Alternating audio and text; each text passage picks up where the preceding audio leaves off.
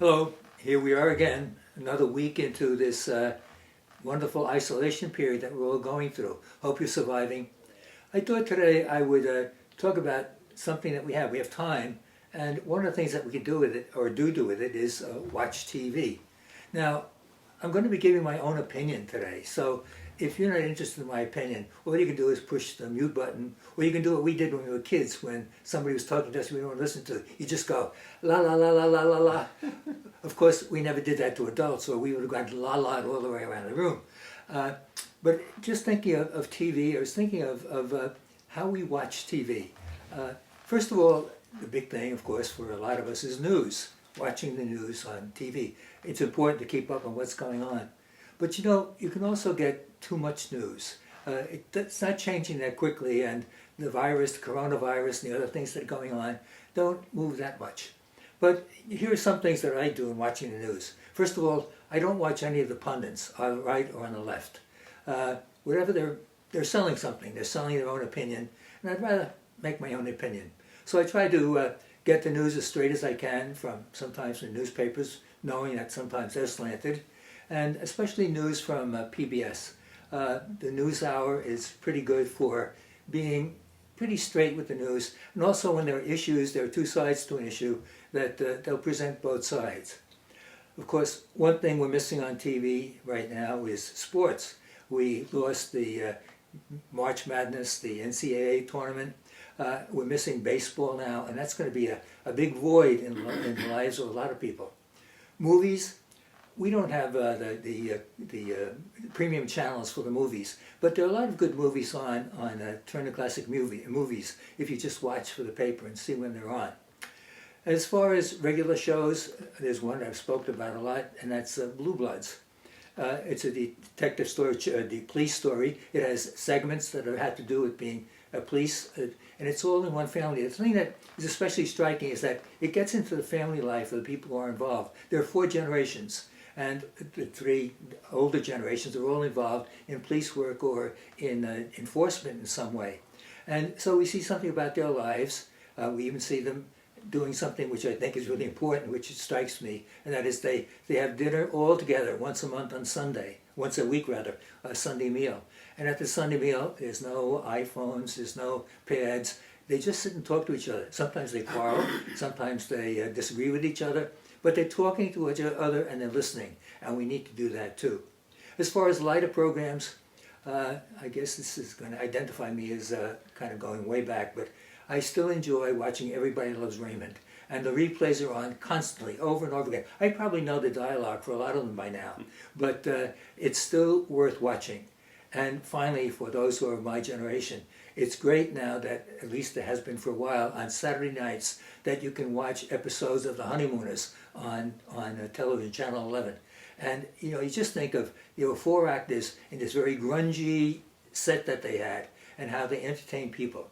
So there's some suggestions, and you can write them off if you want, but it's just what I'm thinking of. As the bishop mentioned, watching news and all, we are very different. You might have guessed that.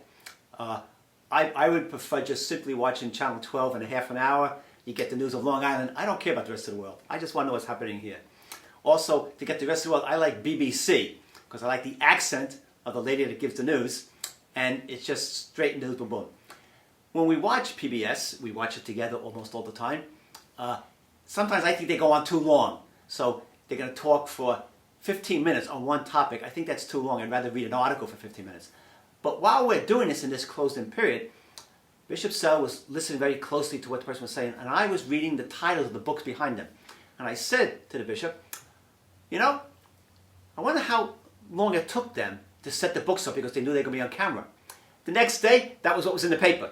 And so the bishop suggested we put some books up over here. So I put a few books that we have lying around, the Gospel according to Mark, and 2 books on the Vatican. And then good old Alf. No problem. So there are no problems here. But that's part of that. As we gather to come together, I want to talk to you about coming back. Coming back. Eventually, at some point, someday, we will be gathering together. When and how, it's not up to me. It's up to the governor and to our bishop. Presently, there are some dioceses, New Mexico is one, and a few others, that have already begun to have some limited services. And others that will be starting sooner than us, at this point, that may change, have given out directives. Directives cover 3 or 4 pages of what has to be done.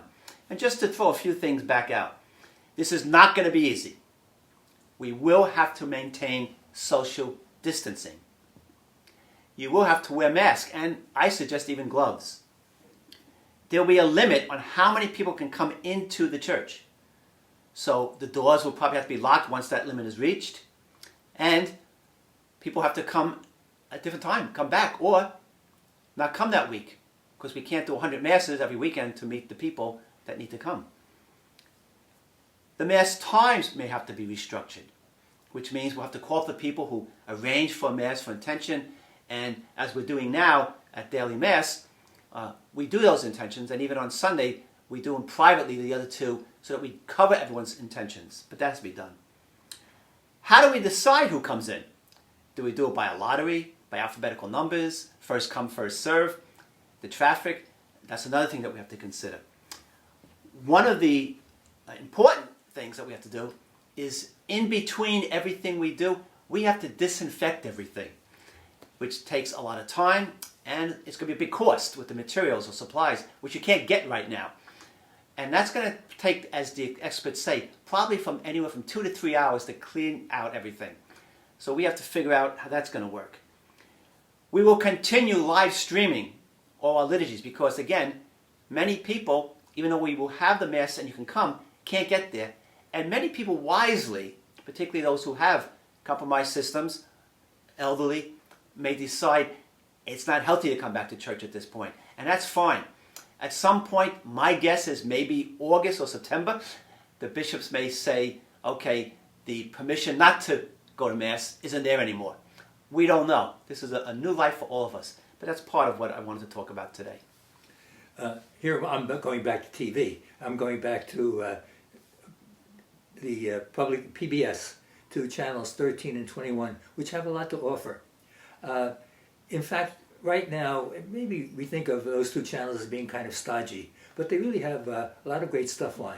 Right now, there's a program on their nature series called Spy in the Wild.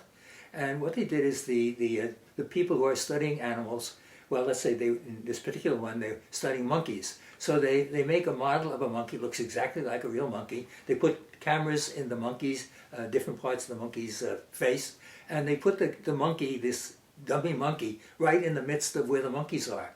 So that, and then people go away, so that all the while you can watch how these monkeys are interacting among themselves. They've done it even with birds. It's a remarkable kind of program. Then the NOVA program, which is the science program, will do anything from the Big Bang to what it's like at outer space, so interesting things there. There are also entertainment programs. They have, of course, the Masterpiece series, you remember Downton Abbey. And the thing is, on PBS and on both 13 and 21, they have a thing called Passport, where you can go back to a lot of the older programs they showed and see them again. Also, on a lighter form, they have great concerts. You may have seen, they have a lot of Andrea Bocelli concerts, and they did a great one that he did from Il Duomo, the cathedral in Milan, as a kind of prayer during this time of pandemic. They also do some great ones. There was a wonderful one with Tony Bennett and Lady Gaga. And here's Tony Bennett, I guess he's probably around 80, and Lady Gaga, who noted for a different kind of music. And here she is doing these standards in a great way. And then there are the lighter things, like they'll always have every now and again a concert of doo-wop or rock and roll, whatever it is, for the old-timers. So there's plenty to watch on television. But I tell you this also, make sure you get out and get some exercise. Don't spend all the time watching TV. I only watch it at night. Get out, get some exercise, make sure you keep in contact with friends, and we all keep praying for the day when we won't have to contact people on the internet or by phone, but in person, be able to go to a restaurant, go to a movie, or whatever it is. So we keep praying for those days, but let's do the best we can to do these difficult days right now. Just to get back to something the bishop began with, he talked about the sports programs. He's wrong. you can watch WWE, Worldwide Wrestling, every day of the week, because it's been determined that that is essential for our economy, to watch wrestling society. So we do have that sport event there. One of the things you might want to know about is what's happening in the parish right now. Sister Margaret continues to run the outreach office Monday to Friday from 10 to 12. She has volunteers to help her to give food out. She does not go out of the building. They yell out the window what they need and they bring it to the car so they stay safe. She's been working at home without internet, TV, or phone for the past month. She couldn't get Cablevision to come there, whatever, fix it. They finally fixed it, so now she has everything at home. But today, it went out in the office, so she can't win. Rita, our religious ed director, and Liz have been coming in to do certain things, certain days. Families have been coming to pick up assignments and other things that are going on to re-register for whenever we're going to start again. So that keeps on going. Serapio's been here pretty much every day, much less hours because not a lot more here, but cleaning everything up, making sure things are set. The painters are finishing up today, so everything should be all painted on the ceiling. And the lights are all working, except for the tiny, tiny spotlights behind the altar, which you don't even know are there. But they're so old, they can't get replacement parts for them. So that's happening. We contracted with someone to start building for us barriers in the front office and in the religious ed office so people can come in and there's protection, a shield, plastic and stuff for the workers here as well as the other people. So all that stuff's beginning to happen. We did get money from the payroll protection program. We didn't get it yet, but it will be coming in. So that's going to help out. Pretty much everything else is going well. So we hope things are going well with you. Again, if you have any questions, you can always call, always email. Always do that. And we do, see people when we have to. I've been to a few homes for some emergency situations. And we do hear confessions in emergencies or serious things only. So please, we're here for you. Remember that. We just don't say Mass and pray for you. We are physically and spiritually here for you in many ways. God bless you. Have a great day. Keep safe.